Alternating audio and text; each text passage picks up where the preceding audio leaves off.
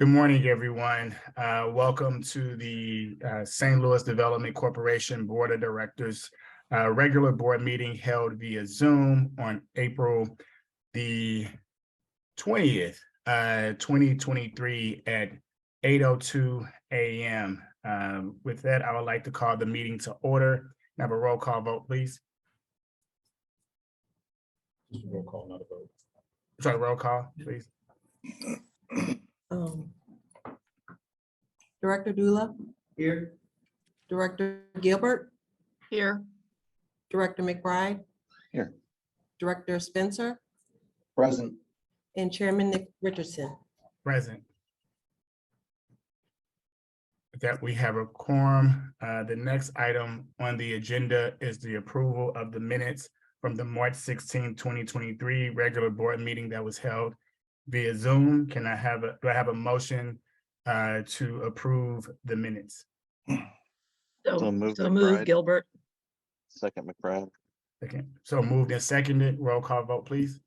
Director Dula, Aye. and Director Gilbert, Aye. Director McBride, Aye. Director Spencer, Abstain.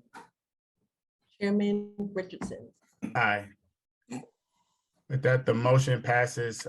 Just a point of clarification, David, due to Director Spencer abstaining, do we have enough votes to approve the minutes? We have a majority of the quorum, so yes. Great, thank you. The next item on the agenda is resolution number 23, SLDC 880, approving and authorizing the executive director of the St. Louis Development Corporation to allocate $7 million in new market tax credits for the St. Louis Symphony Education and Learning Center project. I'll pass it over to our Senior Vice President of New Market Tax Credits, Mr. Bill Seddon, for the presentation. Thank you, Neil. I don't know if anybody can see me, but can you hear me? Yes, we can. Yep. Okay, great. So this morning we are seeking authorization to suballocate up to $7 million of new market tax credits to the St. Louis Symphony expansion, and specifically for the Education and Learning Center portion of the expansion. As most of you know, the Symphony has been raising money and undergoing a very exciting $130 million expansion and renovation of the historic Powell Hall on Grand Avenue. Through the Education and Learning Center, the Symphony expects to reach 4 times more St. Louis public school students, increase overall connections to 20,000 people or more. And so this really allows them the capacity to do so much more as they look north and try and sort of, interact more with low-income communities. The projected impacts are stated in the resolution. In the spirit of time, I will allow you just to refer to those. I know the board members have other issues today, but we just felt like this portion of the Symphony's expansion really dovetailed well with the city's economic justice initiatives. And so I really think it appropriate at this point to ask Maureen Byrne, who is with the Symphony and is with us this morning. She's the Vice President of Education and Community Programs. Maureen, would you say a few words and maybe take some questions from the board? Yes, absolutely. Thank you, Bill. And thank you, everybody, for inviting me here today. I know we are short on time, and I know that you've already seen our case and know about the Education and Learning Center. So I'm going to focus on just one education initiative to really paint a concrete example of how the center will help the St. Louis Symphony Orchestra live its mission to inspire students to get involved and stay involved in music for all the reasons that are so phenomenal. So we produce a set of early childhood school field trip concerts called Tiny Tunes. And we do this in partnership with Ready Readers. Students who attend Tiny Tunes concerts, they get to sit on the stage with a small ensemble of orchestra musicians. They sit on stage not only because they're too little to sit in the seats in our auditorium, but also so that they have the opportunity to see instruments up close, and which is really exciting for them. But we are limited to 200 students for each concert on stage. So we produce 6 of these, so we're able to get 1,200 students through 4 of the concerts are restricted to Ready Readers schools. So we are really trying to live that mission of also evening the playing field. So there's such a huge demand for these concerts, and it's been growing. We cannot accommodate all of the schools that want to bring their students to these concerts. The last set of concerts that we produced were in February. We were able to serve 1,200 students, but we had to turn away another 1,200 students. This Education and Learning Center is going to give us the space that we need to relieve our very busy stage, which limits the number of programs that we're able to do like this. And being able to accommodate the 1,200 students who missed us this year in a couple of years when the Education and Learning Center is open and available is just going to do St. Louis a great service. So thank you so much. I am absolutely willing to answer any questions that anybody has. Thank you very much, Maureen, for that great presentation. Any questions from the directors today about this transaction? Okay, hearing none, I would like to entertain a vote to approve resolution number 23 SLDC 880. So move Gilbert. Second, Spencer. Moved and seconded. Can I call a roll call vote, please? Director Dula, Yes. Director Gilbert, Aye. Director McBride, Aye. Director Spencer, Aye. and Chairman Richardson. Aye.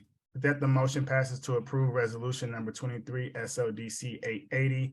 Next item on the agenda, resolution number 23 SLDC 881, approving and authorizing the president and CEO of St. Louis Development Corporation to allocate $6 million of new market tax credits for the Ronald McDonald House Charities of St. Louis project. I'll pass it over again to Mr. Bill Sutton. Thanks, Neil. We are seeking authorization to sub-allocate up to $6 million of new market tax credits to the Ronald McDonald Charities development taking place in Forest Park Southeast at Choteau and Manchester. I'm sorry, Tower Grove. The organization right now is currently operating from 4 facilities in the area. And this development allows them to consolidate 3 of those facilities into one state-of-the-art building, which will be 4 stories, 72,000 square feet, basically state-of-the-art to serve families. The new location is perfectly located in between 4 of their local partner hospitals: Mercy Children's, St. Louis Children's, Cardinal Glennon Children's, and Shriners Children's hospitals. I'll just highlight a couple of key impacts, and then I'll allow the project team to sort of add a little flavor to it. We looked at this from a new market standpoint. There's community services being offered. They'll be able to house 900 families a year, 80% of whom are low income. They have 45 quality accessible jobs on staff, making more than $25 an hour. 65% of whom require less than a 4-year degree, which is great for our new market story because that's accessible jobs that we can provide for the community. And the community engagement is strong here. The organization worked extensively with both Park Central and Forest Park Southeast Neighborhood Association on the design and the delivery of the new development. So let me ask Dan Harbaugh, who's the president of Ronald McDonald St. Louis, to say a few words and take questions if there are any. And he's with his brain trust, Sherry Wirtz, who's the vice president of finance for Ronald McDonald. Hey, thanks so much, Bill. Good morning, everyone. We're real excited about this new opportunity for us. Right now, we currently have 39 bedrooms in the city of St. Louis. And as Bill stated, one of our houses over in the Central West End is actually 2 old Victorian style homes built in the late 1800s, in which that was our original Ronald McDonald House. And families at that facility share bathrooms. And pre-COVID, that was okay. Post-COVID, it's not. So we only have 12 bathrooms for our 20 bedrooms. So we're only allowed to have 12 families in there right now. So right now we have 39 bedrooms in the city. On any given night, every single one of our bedrooms is full with 20 to 25 families on our waiting list. The new facility will have 72 bedrooms.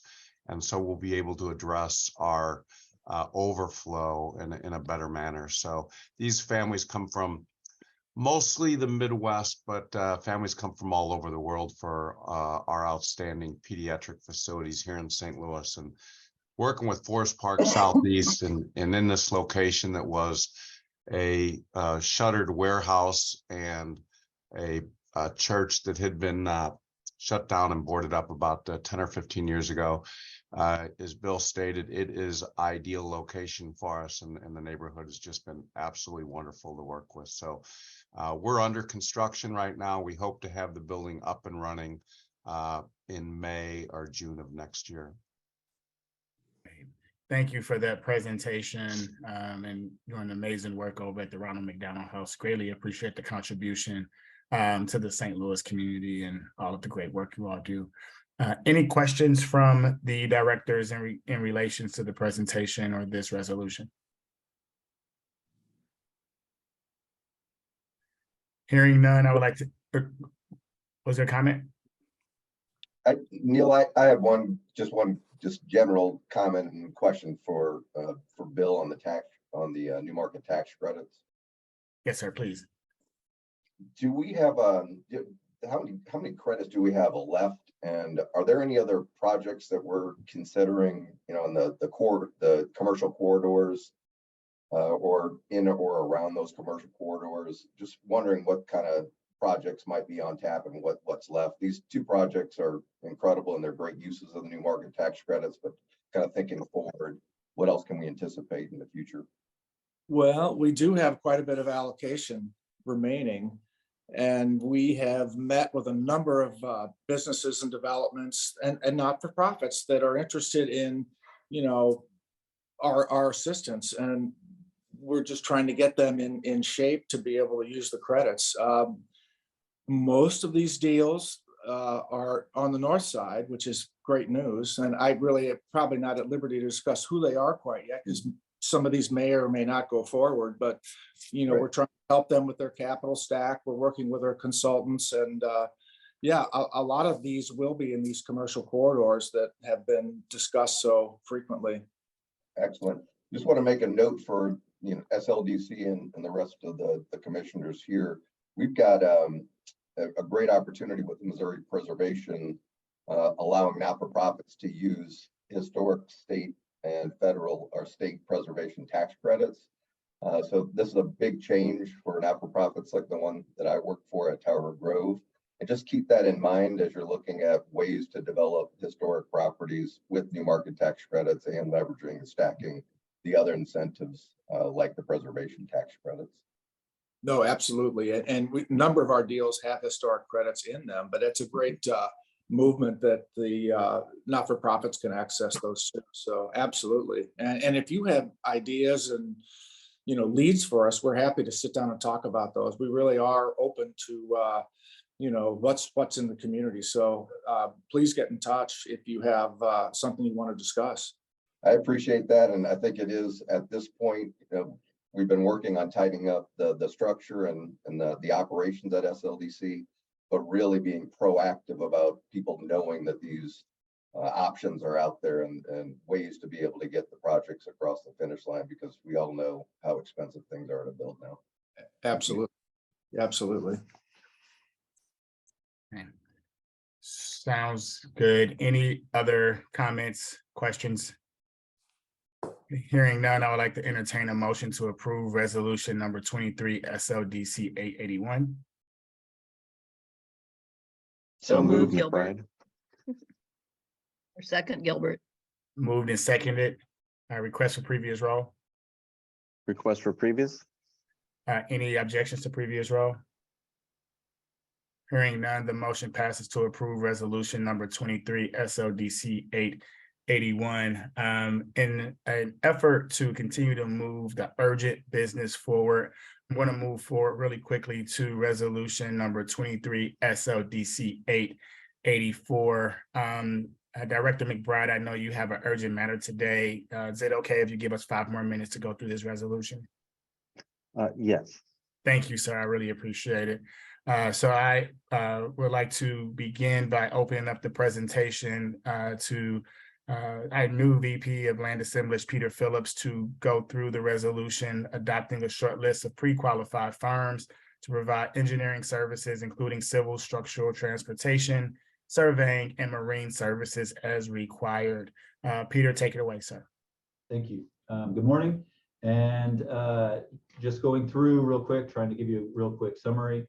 Back in January, SLDC, you approved the authorization to solicit and establish solicit an RFQ, request for qualifications for engineering services, and establish a selection committee in order to bring back to you a list of firms that would be pre-approved for services that you see in front of you, those 5 disciplines: civil, structural, transportation, land surveying, and marine. So you also have attached to this resolution the 12 lists of firms that the selection committee is bringing forward to recommend for inclusion on this short list, this pre-qualified short list. And we plan on utilizing this short list as necessary to provide any of these firms, and to ideally so that we don't have to go out and publicly procure each and every project as they come up for maybe some of these smaller contracts. We need to do a boundary survey or a replat, subdivision replat, or a structural assessment of a property that we're looking to decide whether or not we need to take down or to save, things of that nature. So the idea of this short list is that we would be able to convene internally, determine which firm seems to be the most appropriate for each individual project, enter into negotiations with that firm, and then if the price, if we agree on the proposal and the price and the time frame, then we can move forward. The intention is for that any proposal, we don't expect these contracts to be very large. Any large major project would probably go back out through the public procurement process. But for smaller projects, smaller proposals, that we would be able to engage directly. But with that being said, anything over $20,000, those contracts will still be brought before the board here for your approval and review. This just allows us, again, to shorten the time frame to enter into those contracts. So if you do have the list in front of you, just a little bit of another side note, there were 16 responses, and we have 12 that were recommended for approval and inclusion on the short list. So Thank you for that Yeah. great overview, Peter. Any questions from the directors in regards to this resolution or the short list? No, there was a previous RFQ that was approved by this board, but then also, as Peter mentioned, this was allow us to move much more efficiently with services for engineering. So any questions, comments from the directors? I'll just add, Neil, real quickly, that we anticipate that our constituent agencies like LCRA, LRA, the Port Authority will also adopt this recommended short list. Great. Thank you. Any questions or concerns? Comments? Okay, hearing none, I would like to entertain a motion to approve resolution number 23 SLDC 884.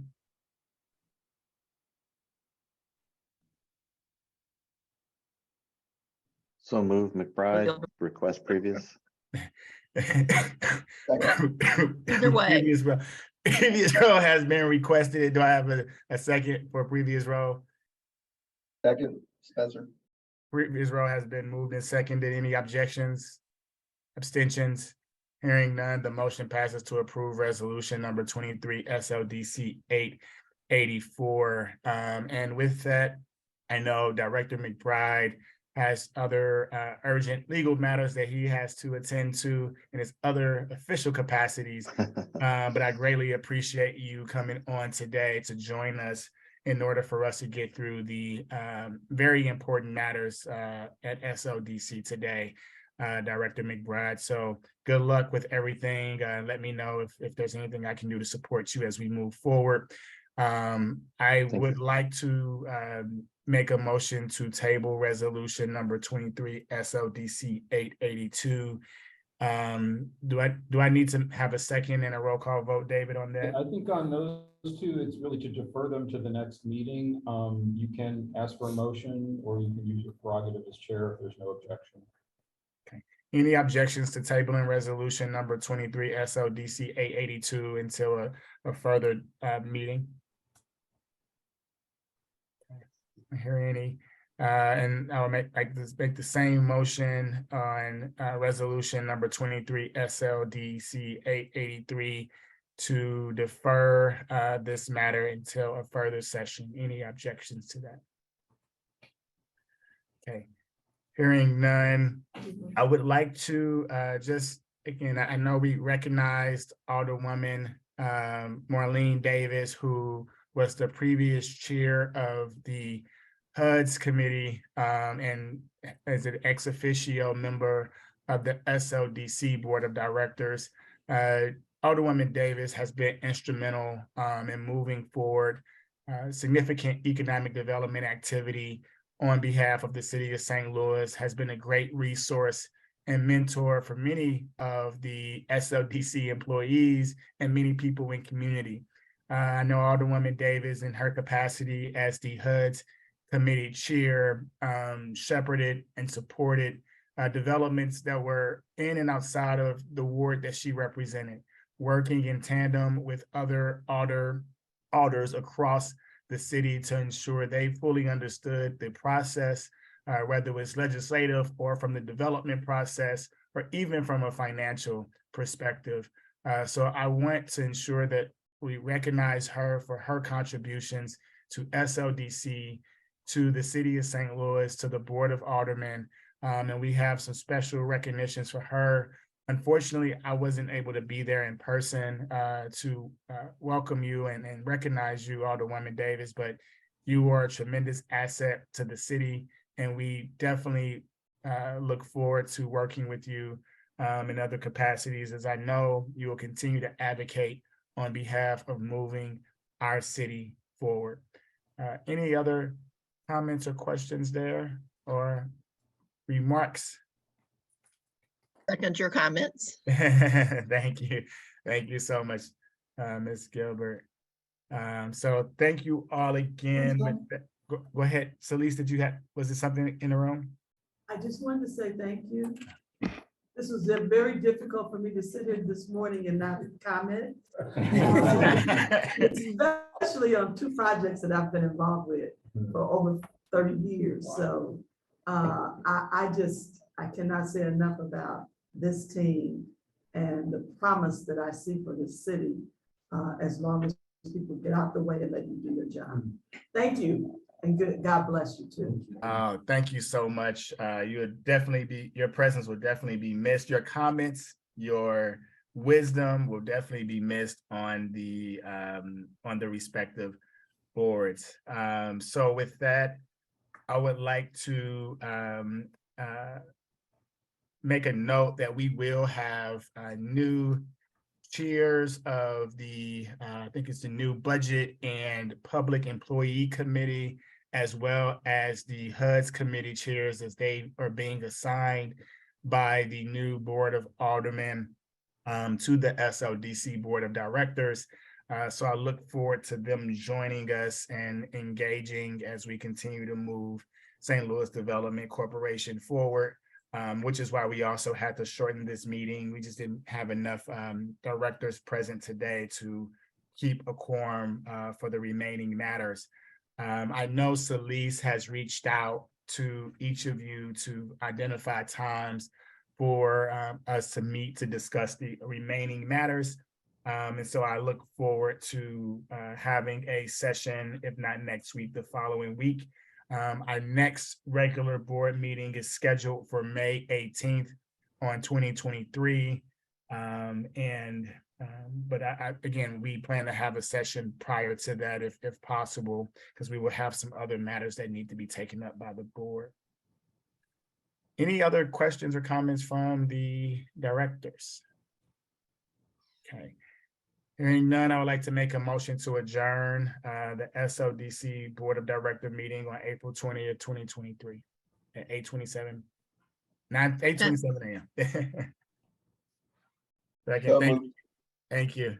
Moved and seconded. With that, the meeting has been adjourned. Thank you all again for your time today. I appreciate it. Take care.